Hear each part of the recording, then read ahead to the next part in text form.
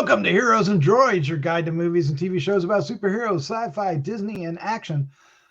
From Marvel to DC, from Star Wars to Star Trek, from James Bond to the Fast and the Furious, we will review the theatrical films and streaming delights you care about most. This week, we are continuing our review of the She-Hulk Attorney at Law Disney Plus MCU series. How you like that? That's a mouthful, with episode 8 and a very special guest star, and one that we've been patiently waiting for. Can't wait to get into it. But let's find out what our first impression, because that's what we're going to start off with. We're going to start off with our first impression. See how we like the. We're going to do things backwards today. We're just winging it. We're going to give you our first impressions. This first impression will be spoiler free, and then we will dive into a discussion. And Christopher has some fun Easter eggs for you, and then we'll wrap things up with our score 1 to 5 and our favorite scene. And of course, before we do that, let me introduce you to my co-host Christopher G. Moore. How you doing, sir? I'm doing good. I just did the walk of shame from my kitchen because I ate a bunch of pizza before recording this. So that's my element of. It was a very spicy pizza. Yeah, it's a spicy pizza. No, wait a minute. It's a spicy pizza. That's me doing the Chris Pratt Mario voice. Anyway. Oh, wow. It's a spicy pizza. Very good, sir. Wow. Yeah. Relevant, hired me. Relevant and on time. Oh man. Well, let's we hope you enjoy this review, and if you do, please hit the like and subscribe and share with a friend. It'll help us reach our goal of growing our audience here on YouTube, and of course only you can help us do that, so thank you in advance. But let's take a look at the card and get things going. Badoom, there's our guest star. All right, She-Hulk Attorney at Law on Disney Plus, season 1, episode 8, aired October 6, 2022, called Ribbit and Ribbit. Might be implying there's another guest star. Directed by Kat Cairo and written by Cody Ziegler, based on the characters created by Stan Lee and John Buscema. The cast includes Tatiana Maslany, Ginger Gonzaga, Steve Coulter, Renee Elise Goldsberry, Charlie Cox, Brandon Stanley, and John Bass. Synopsis: She-Hulk represents Leapfrog, who was injured due to a malfunction in his custom-made super suit.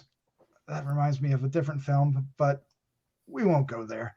All right, let's find out what our initial reaction to this was. Christopher, what was your first reaction to She-Hulk episode 8? This episode was very enjoyable. I think my only issue is just how it ended. Went a little bit, I guess, dark for a comedic series. But overall, yeah, because we get a character we've been waiting for this whole season show up, and we just get some really sparks flying with chemistry. The spicy. Romance. Yeah, and we get something you don't see very much in the MCU, and that involves not wearing any clothes, if you know what I mean.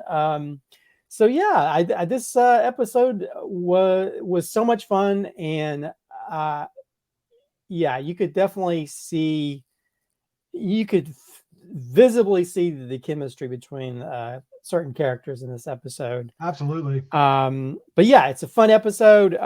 There's a visual joke that I'm sure that me and Doc both enjoyed immensely. The reverse of gender roles, I'll say, without pointing it out. But overall, this is a very enjoyable episode, and I think I don't really like the way it ended, but it's going to set us up for, I guess, the big confrontation at the very end of this season. Yeah, this is the penultimate episode, so whatever surprises are in store are 1 week away. So yeah, this may be my second favorite episode. I still think the first episode was really strong. Of course, it had Bruce Banner, the Hulk, in it, so that was the Hulk is my green jam, and so it's hard to beat that. But at the same time, I really enjoyed this. It was a lot of fun. The Frogman character, which was in the synopsis, is a gas as well. Another character we get to see come back from a previous episode and get a little bit more spotlight, and there's some nice interaction with that too. And of course, the chemistry between the Gold Devil Yeah. is was remarkable. I mean, it's like, man, these two need to be on screen together a lot, because it really, the sparks, when you say sparks flew, they absolutely did. There's a couple scenes we'll talk about soon that really just illustrate it quite a bit. I will agree with you though. The ending is a little clunky and clumsy, and then it is so opposite in tone. I didn't really realize that until you said it just a minute ago. I just felt it was just like kind of like shoehorned, and then they even doubled down on that by having the fourth wall break, which maybe it softened the blow, or maybe it just made it obvious. I don't know. But I think out of all the fourth wall breaking, I think that was the one that worked the least for me. Mm-hmm. There's other fourth wall breaking in this particular episode that I think is much stronger and a lot of fun. But anyway, yeah. So second favorite. So we'll see one more episode to top the first, and there's probably a pretty good chance it might, from what I'm hearing. I can't wait to find out. Are you ready to get into all the guts and glory of this one, and maybe even some Easter eggs, sir? Sure. All right, let's start off with the Easter eggs, sir. Okay. What do you have? First of all, we sort of start off in front of this shopping outlet called Monahan's Wholesale Store. And that is named after Drew Monahan, who's the supervising art director for the show. Oh, nice. So again, they really love incorporating the names of the people that are working on the show. So that's kind of cool, because a lot of times you don't know who these people are. So now they can say, hey, that was named after me. Of course, we saw previews for it previously, but Leapfrog, we finally get to see a version of Leapfrog in this series. Not one of the most popular characters ever. No. But in the comics, Leapfrog was actually Vincent Patilio, which is actually the inventor of the costume, and Eugene's father in the comics. And when his father went to prison, that's when Eugene donned the suit to try to fight for good. The dad was known for going toe to toe with characters like Daredevil and Iron Man, the Defenders. Eugene was known as Frogman in the comics. There we go. And their costumes normally have springs in their boots, but in this one, and now he has like these rocket boots to be able to jump far. Now, the other Easter egg involving that, did you hear any sounds when his rockets went out? Did you notice anything? I didn't. What were they? When his rocket chute stopped working, when it fizzles out, you may hear a sound that's familiar to Star Wars fans. It's when the Millennium Falcon hyperdrive fails. Oh no! Is that what it did? Oh, and no. which considering ILM does the sound design for the show, I'm sure they have that in a hard drive somewhere. So they just utilize it everywhere they need to when it comes to machinery failing. And it would not be an Easter egg if not for a QR code hidden somewhere. Actually, there's a QR code that's on a We Buy Houses post on a lamppost outside of the Leapfrog's lily pad lair. Lily pad, which is a big sign. And you can tell at the side that it's Patilio's owned by Patilio because of Patilio's name on it. But anyway, if you hit the QR code, if you scan the QR code, it creates She-Hulk number 9 for 2014. Which follows the trial of the century featuring Jen and Matt Murdock, and also has features a cameo by Steve Rogers. Probably the most legalese part of this show so far is actually when Matt and Jen are in court, and he mentions that the Sokovia Accords were repealed. And if you remember, the Sokovia Accords were first enacted in Captain America: Civil War. To control and regulate the activities of enhanced individuals. So now it's gone. So maybe that opens up the door for, other things like the Thunderbolts and other enhanced individuals to do whatever they want to do, Let's see.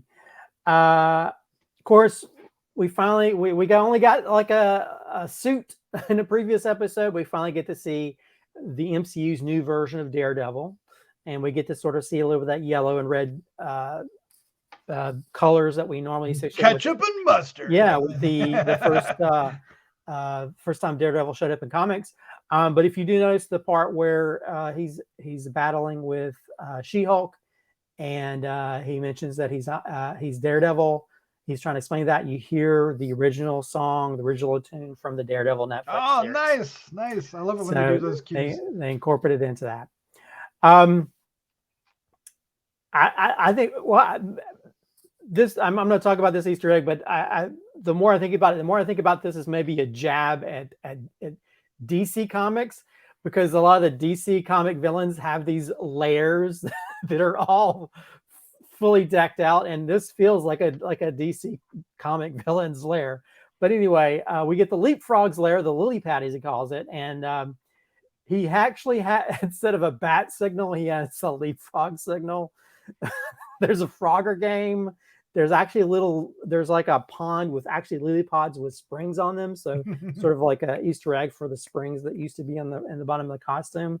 There's even a child park frog ride. That's hilarious. Yeah. So there's all kinds of, every kind of think of frog. And there's actually, I think there's a lamp or something that actually has stickers of the original costumes of Leapfrog back from the comics. Of course, we have the point where Leapfrog decides to leap out the window, breaking his legs, which is same as in the comics, just as comical with the Leapfrog character being an idiot and jumping out the window, and the Leapfrog not saving him, breaking his legs. Yep. We also finally get to see Jen's new She-Hulk outfit, which is it's a variation of some of the outfits from the comics, but not as revealing. A lot of that stuff would right up into your naughty bits if you allowed it. So luckily for this is DC Plus. DC Plus. Oh my gosh. Disney Plus. But anyway, we have her sort of like her new outfit, which has the colors and stuff from that. And last but not least, She-Hulk's her assistant comes out with her makeup brushes between her fingers like Wolverine. So we get a nice little kind of Wolverine Easter egg with that. So anyway, those are a few of the different things that popped up in this episode, unless you have anything additional that you noticed. No, that's good. That's great. I'm sure there are plenty of other things, but I think most of us were, I wonder if everybody cheered for Matt Murdock in this when he comes through the door as Matt Murdock, because the lawyer for Leapfrog is not present when the judge says everybody rise, and then of course Matt Murdock makes a very what do they call it when you arrive late at a party? It's fashionably late. So he does it very much so here, and it says Matt. I wonder if everybody cheered like they did when he showed up in Spider-Man No Way Home. This episode would have been great to see in a theater, because I'm sure everybody would be like, you'd definitely be whooping and hollering when he first walks through, because even I was like, yeah, and just how he's sort of like, and I mean, this Matt Murdock is definitely a little bit more comedic, I guess, or just has more of a sense of humor about himself, a little lighter tone. Yeah, he's not quite so dour. And because and he's, I think this character is a little bit more balletic. Not to say that he didn't have a way about how he did flips and stuff in the Netflix series, but this one he's doing a whole lot more crazy flips and stuff than he did, and just not being as bloody as the Netflix series was. But yeah, he was a little bit more direct.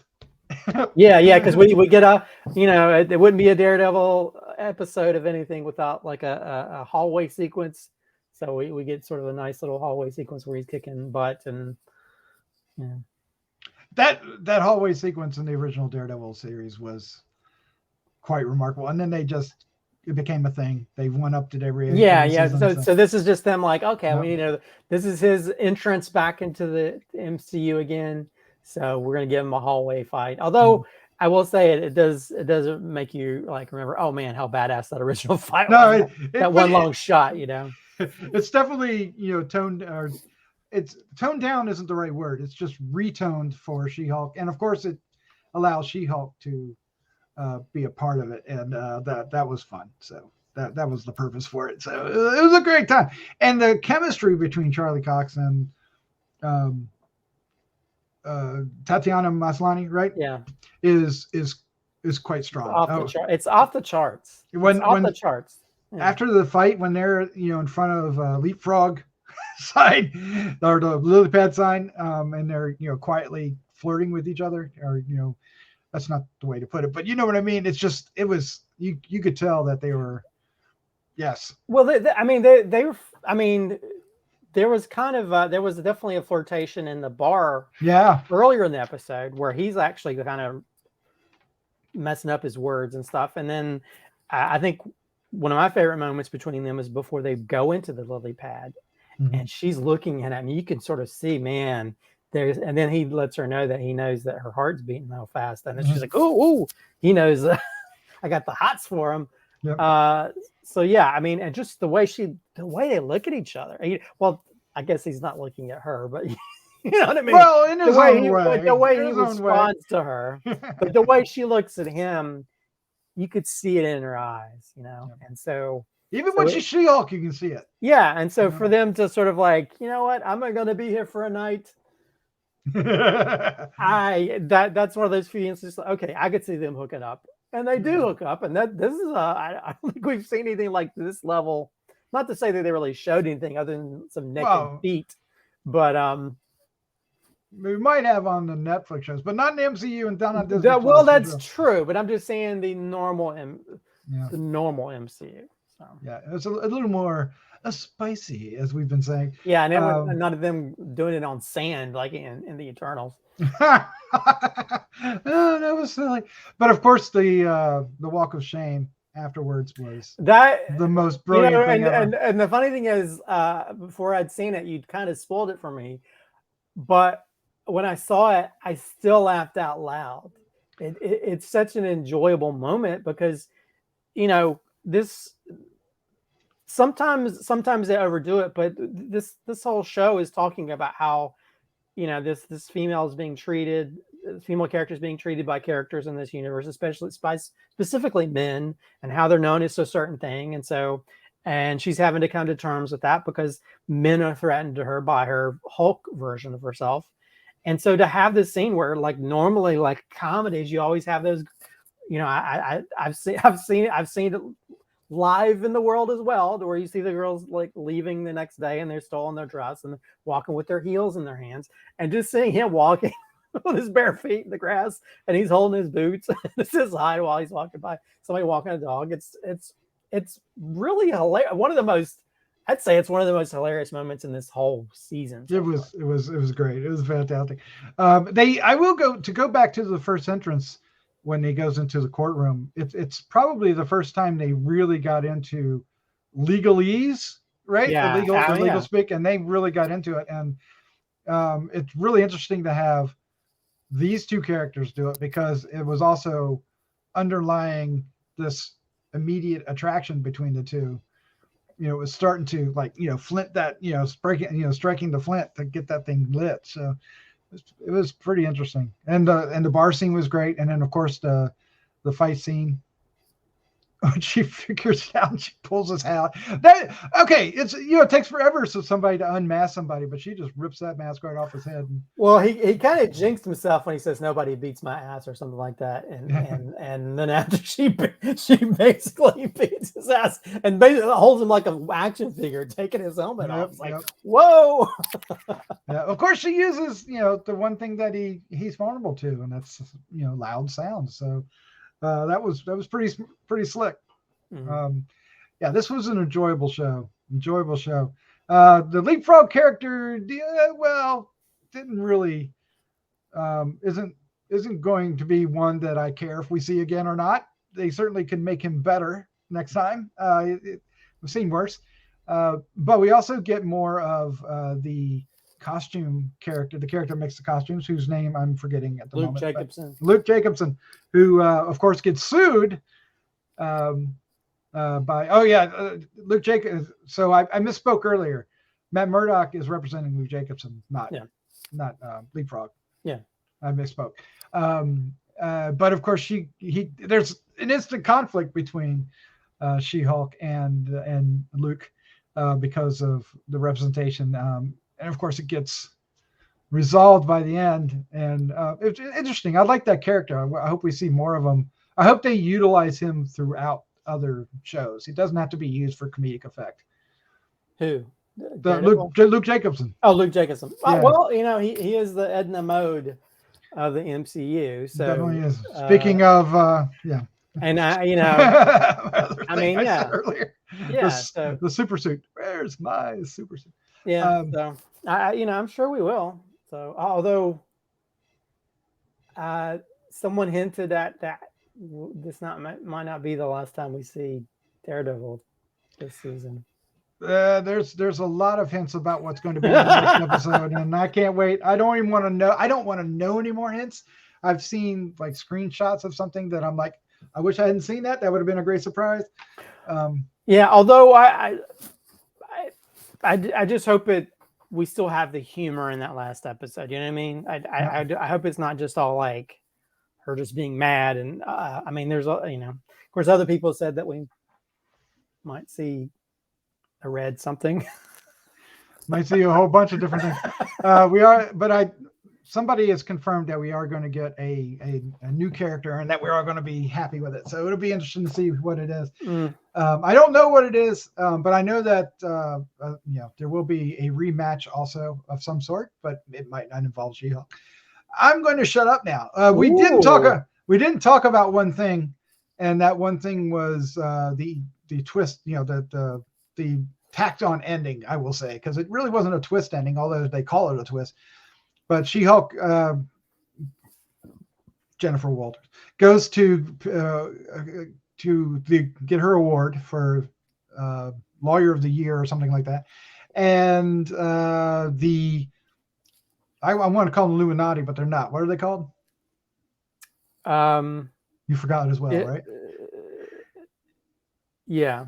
Yeah, but I forgot their name as well. But they present this screen. They hack the screen and expose Jennifer with some camera intelligentsia. Thank you, sir. I felt stupid not knowing that. Unintelligentsia. That's me.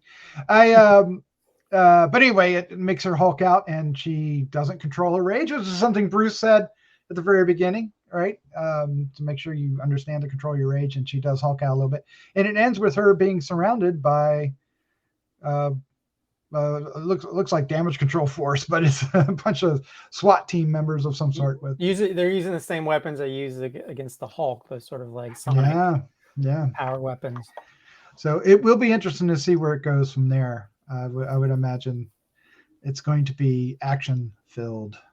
Yeah, I really hope after this season it's not they don't continue to steep themselves into like men hate women, villains and stuff, because we already get that enough on Twitter. So I kind of hope that if they do a second season, if they sort of like, I'd love them just to go into thing of the trial of the week, just have more fun, because I think that ending just kind of like yeah, but I do hope we get to see more of her, but we'll talk more about that after the finale. Yeah. Let's go ahead and wrap this one up. Let's give our score 1 to 5 and our favorite scene. Christopher, you're up first. I'm going to give this 4.5 out of 5. I really enjoyed this episode. Nice. And I think it's sad to say, but I mean, I really liked the new version of Daredevil, even though he's pretty much the same version, but he's just a more seems to be a more happier, a happy-go-lucky, or at least a more comedic character. Not to say he's cracking jokes all the time, but he has a sense of humor about it. And just that. I mean, we've seen all these other characters that she's kind of hooked up with and met with and stuff, but this one is the first time I actually felt full chemistry between the characters. And so I really hope that we see these sort of characters interact again.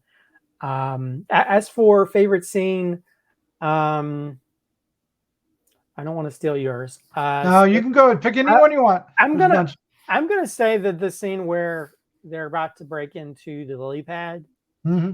and you could see that she's just like entranced by him, and then she points out that you can hear her heart, and she's like, "Oh, I'm not." And then later she goes, man, this is really doing it for me. Yeah, it's like I think this episode probably had more fourth wall breaks, but at least the majority of them were for the better, Yeah, so up until the last one. up until the last one, but everything else I think really worked well. I'm really enjoying her fourth wall breaks much more so, because it's just they're more leaning into it for for her character and how her character normally interacts in the comics. So Yep. but yeah, I think that's my favorite scene, because it you can see that chemistry. Yeah, if not, they're on the yep. All right, I'm gonna give it. I was gonna give it 4 1/4, but you talked me into 4 1/2 as well. I really did like this one. Now it's no, I still like the first one better. The Hulk got to do it for me, but I like this Daredevil. I like the lighter-hearted Daredevil. I like the costume, surprisingly, even though the yellow and red one isn't one that they changed it up for a reason.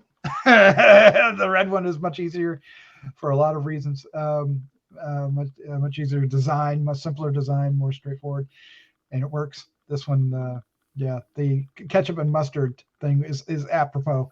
But regardless, I think it worked for this. I think I really like the way they've brought Matt Murdock and Daredevil into it. So a lot of fun there. There's a ton of favorite scenes. They all involve Matt Murdock. I want to pick the Walk of Shame. I want to do that. That was just there's 2 really laugh out loud moments in this series. One was in the first episode at the very end, right? It was the first episode. Yeah, it was the first episode, right? And then, of course, this one with the Walk of Shame. So, but I could have easily picked, the sitting in front of the lily pad sign, or when they first got the reveal, and just so much. This is a good episode. I wish more of them were like this one, to be honest with you. All right, well, there's our review for She-Hulk episode 8, the penultimate, easy for me to say, episode. Next week we will do the finale, and looking forward to that. Of course, if we hope you're enjoying this review. If you also want to find out about other things, we are doing Andor, which will go through November. Holy cow. And you might see a little Werewolf by Night action, or you may already have. It depends on how I release them. You have the power. Yes. All right, Christopher, of course, it was great to have you here. Thank you, sir. Always fun. All right, let's say good night. Good night.